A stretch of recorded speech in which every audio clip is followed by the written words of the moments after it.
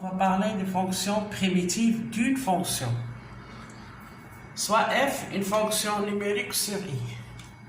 Je prends un stylo noir. On a f, une fonction numérique sur un intervalle i. I de r. Donc, on a une fonction f numérique définie sur un intervalle i de r. On appelle primitive de la fonction, on appelle primitive de la fonction f sur r, sur i plutôt, toute fonction dérivable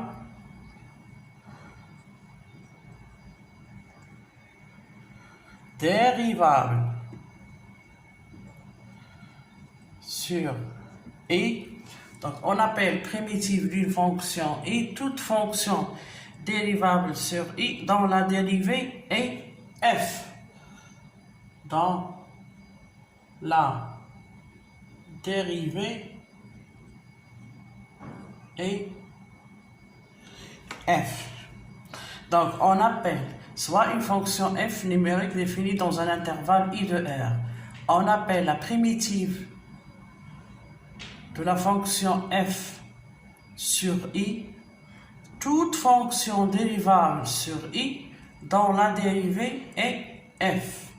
C'est-à-dire, si on traduit autrement cette expression, c'est-à-dire on dit que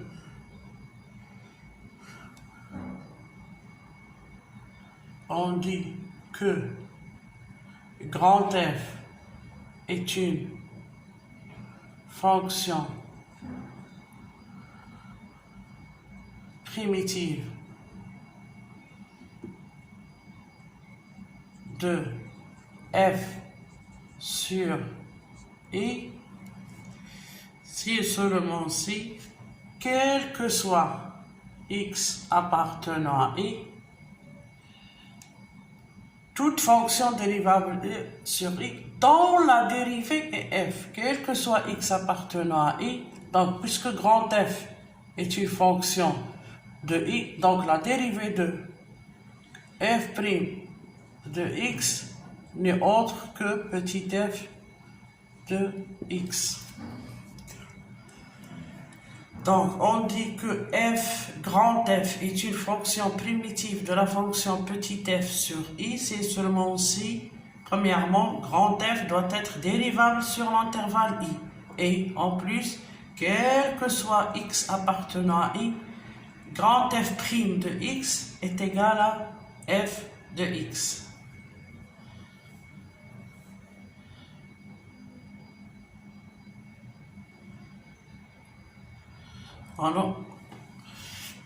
On donne un exemple.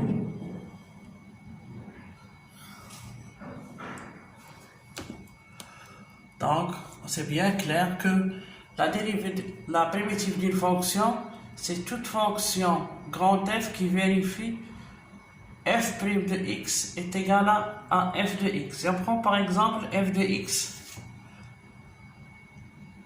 est égal à x plus 1 défini sur grand R. Et la fonction grand F de x est égale à 1 demi x au carré plus x plus 3. On voit que f de x est une primitive de la... Montrer que f de x est une primitive de petit x. Donc, de f, petit f de x. Donc, pour montrer que grand F est une primitive de petit f, il faut que grand F, premièrement, soit dérivable sur R. On a grand F est dérivable sur grand R. Sur l'ensemble R. Et on a, quel que soit x appartenant à R, f' de x, à quoi est égal? Est égal à 1 demi x au carré plus x plus 3 prime. Donc 1 demi x au carré prime c'est 2 sur 2 x. Donc c'est x plus dérivée de x c'est 1, dérivée de 3 c'est 0, donc est égal à f de x. Donc on a montré que grand F est une fonction dérivable sur f, et sur grand R plutôt, et quel que soit x appartenant à R, on a montré que f' de x n'est autre que f de x. Donc, grand F est une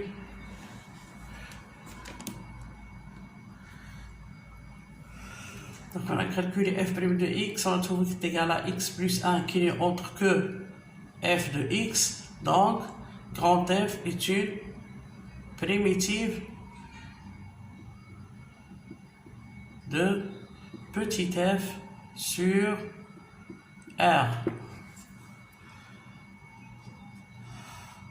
Donc, on a donné la définition d'une fonction primitive, puis on a donné un exemple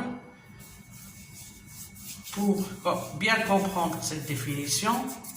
Et maintenant, on va passer aux propriétés des fonctions primitives. Maintenant, on va parler des propriétés de la fonction primitive.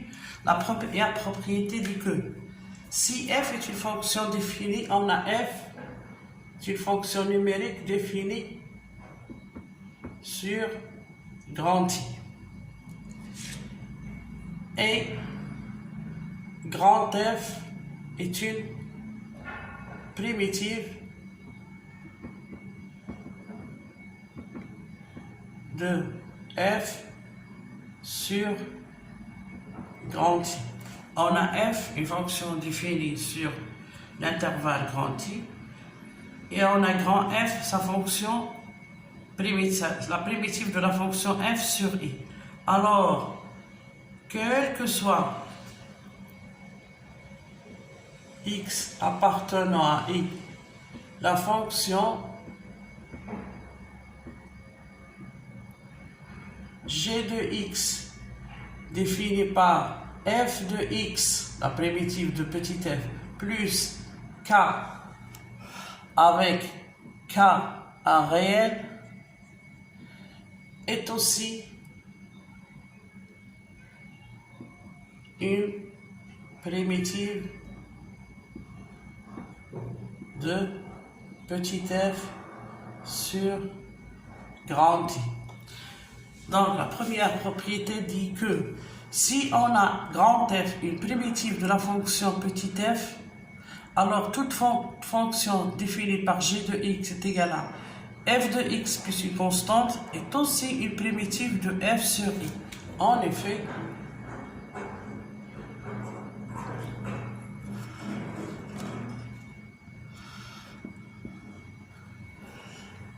g' de x est égal à f' de x est égal à f de x plus k e tout prime est égal à f' de x plus k prime, c'est constante, c'est 0, donc c'est égal à f' de x. Donc on a g' de x est égal à f' de x. Or, f est une primitive de la fonction f de x. F, grand F, est une primitive de la fonction petit f sur l'intervalle I. Donc, f' de x est égal à petit f de x. Donc, on a g', de x est égal à f de x. Donc, g est aussi une fonction primitive de la fonction petit f sur l'intervalle I. Donc, la première propriété de la fonction primitive dit que si on a une fonction numérique définie sur un intervalle grand I et on a grand F est une fonction primitive de la fonction f, alors toute fonction de la forme g de x est égal à f de x plus une constante est aussi une primitive de petit f sur I. C'est-à-dire que la fonction f qui est définie sur l'intervalle I peut avoir plusieurs fonctions primitives parce que toute fonction de la forme g de x est égal à f de x plus une constante est une primitive parce qu'on sait que la dérivée d'une constante c'est nul. C'est la première propriété de la fonction primitive. On dit que quel que soit x appartenant à i, toute fonction définie par g de x est égale à f de x plus k est aussi primitive de la fonction petit f. On peut le montrer autrement. Si on a grand F est une primitive de petit f sur grand I.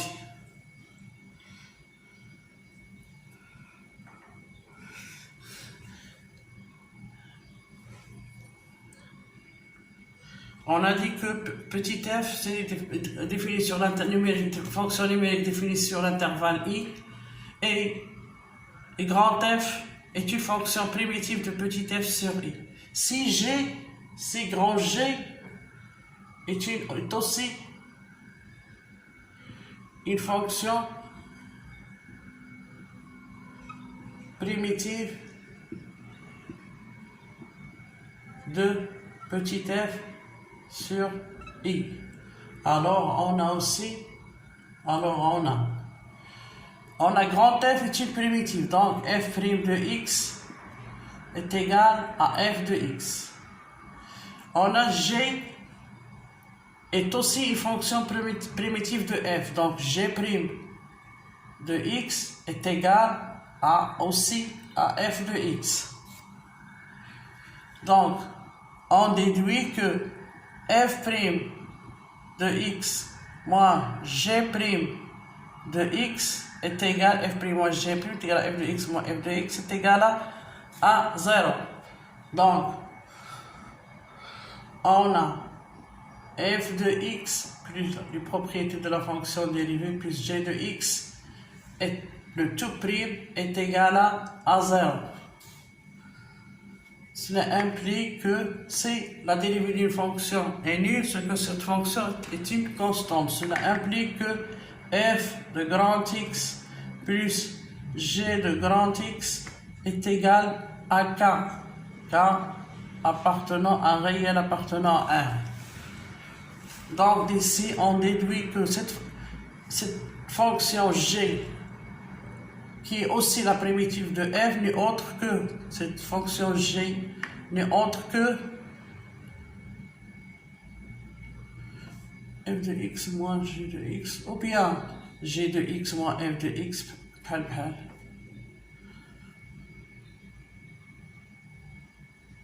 Donc g de x est égal à f de x plus k.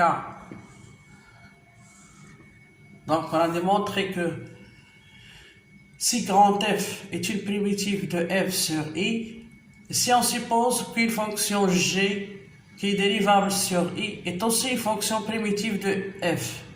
Donc on a f' de x est égal à f de x et grand g' de x est égal à f de x. Donc si on met g' de x moins f' de x est égal à 0. Donc f de x moins g de x prime est égal à 0, ou bien g de x moins f de x, le tout prime est égal à 0, c'est la même chose. Donc g de x moins, donc c'est la dérivée de f de x moins g de x est nulle, c'est que f de x moins g de x est une constante. Donc g de x moins f de x est égal à une constante k, c'est-à-dire que g de x est égal à f de x plus k. Donc si on a grand f est une primitive de la fonction petit f sur l'intervalle i, alors toute fonction g définie sur l'intervalle i et dérivable sur i définie par g de x égale à f de x plus une constante k est aussi une primitive de la fonction petit f sur l'intervalle i.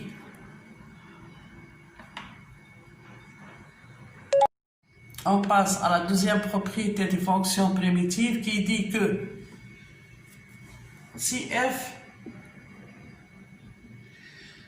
est une fonction définie, une fonction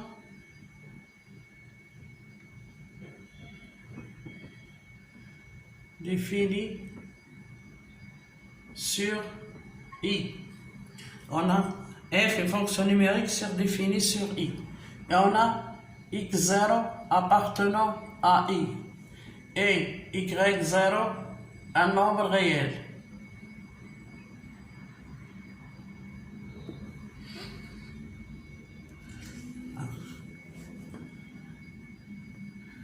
Et y0 un nombre réel donné.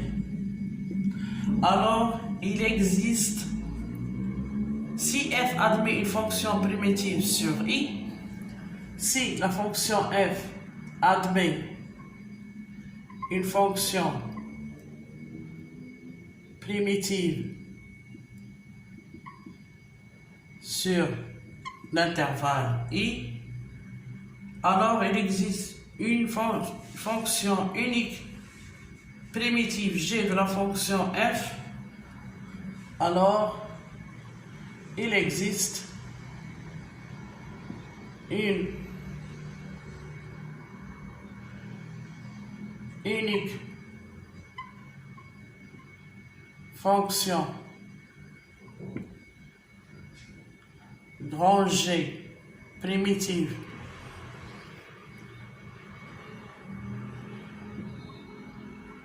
de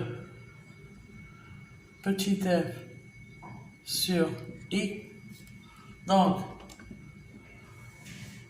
si f est une fonction, si grand G, si f est une fonction numérique et admet une primitive sur l'intervalle i, alors il existe une seule et unique fonction primitive g de la fonction i telle que g de x0 est égal à y0. Donc, on a dit que toute fonction de la forme, en effet, on a dit que toute fonction de g de x de la forme f de x plus une constante k est une primitive de la fonction petit f. Si grand f est une primitive de la fonction petit f, alors toute fonction g de x définie par f de grand x, grand f de x plus une constante k est aussi une primitive de i. Mais il existe une et une seule primitive qui me donne g de x0 est égal à y0. C'est-à-dire que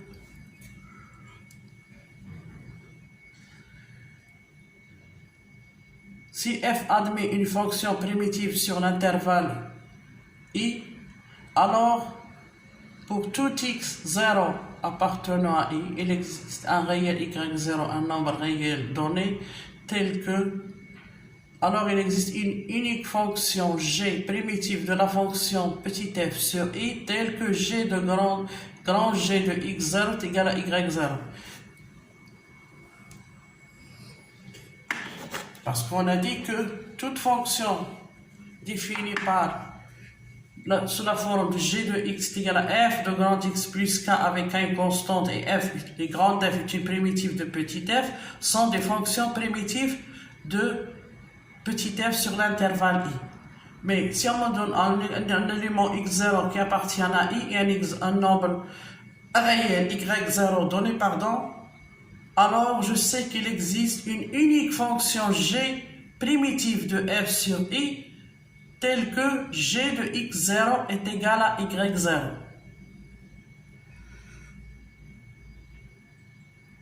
Et la propriété 3,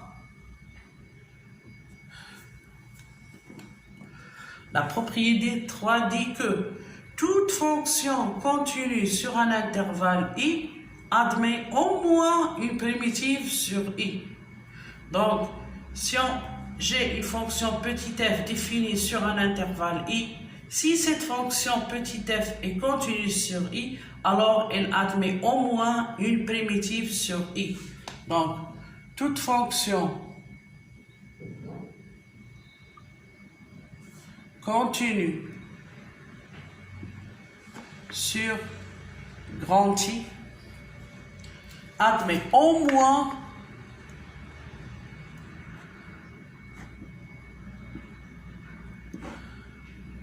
une primitive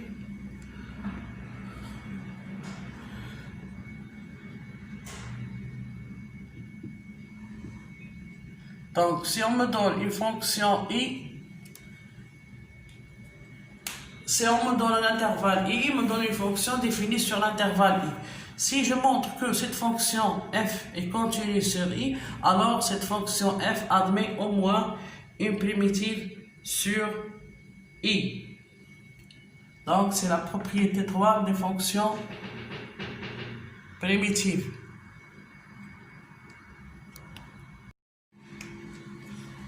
La propriété 4, soit f et g, deux fonctions numériques définies sur l'intervalle i.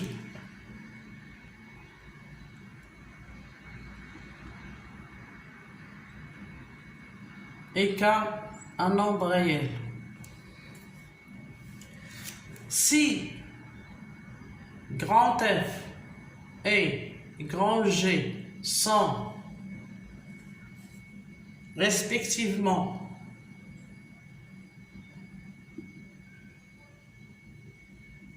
des primitives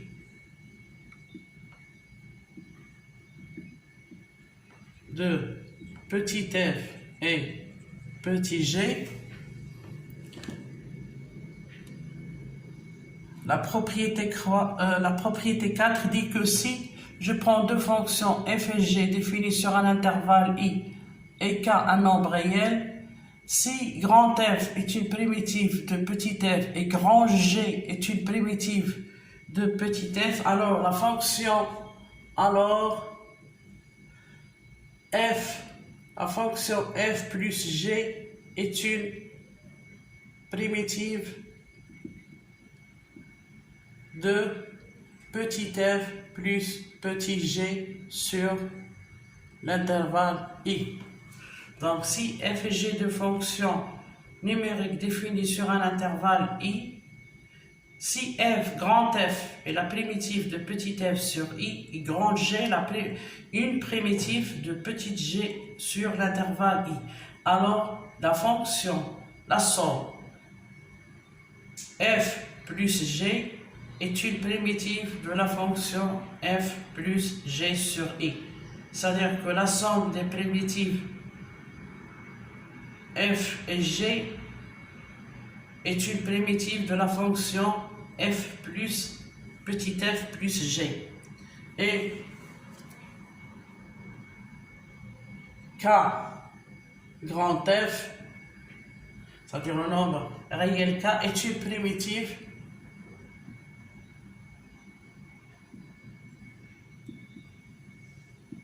de k fois petit f sur l'intervalle i.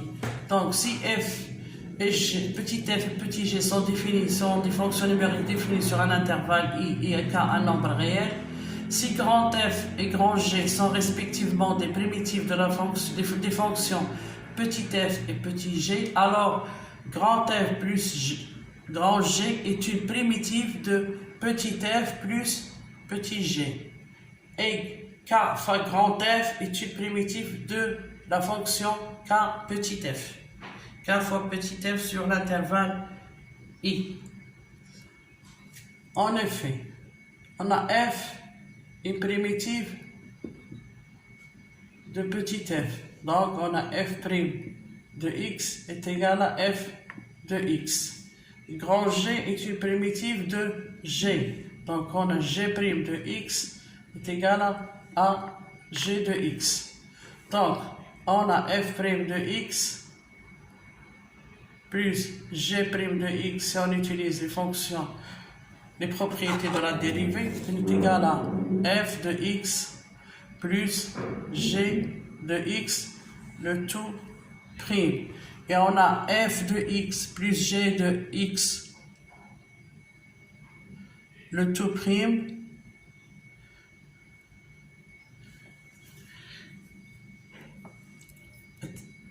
Donc,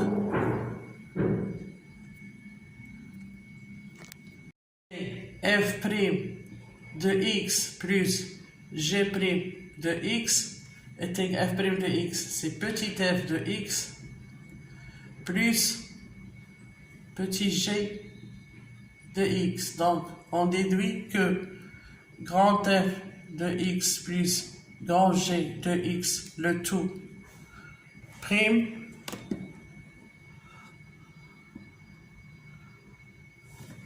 on a f' de x plus g' de x, d'après les propriétés de la dérivée, c'est f de x plus g de x, le tout prime. F' de x plus g de x ne montre que f' de x c'est petit f de x, g' de x c'est petit g de x. Donc, d'après cela, on montre que f de x plus g de x, le tout prime, est égal à f de x plus g de x. Donc, grand F plus grand G prime de x est égal à 1 petit f plus g de x. Donc,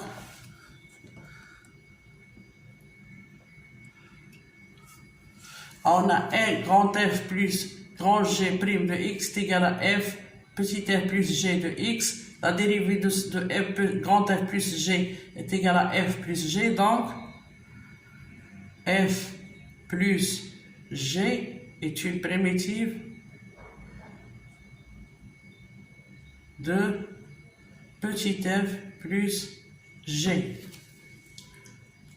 Donc, si f et g sont respectivement des primitives, si petit f et petit g sont des fonctions numériques définies sur un intervalle i, et grand f est une primitive de petit f et grand g est une primitive de petit g, alors grand f plus grand g est une primitive de petit f plus g. Et si on prend un nombre réel k de R, on a grand f est une primitive de petit f, alors k fois grand f est une primitive de k fois petit f.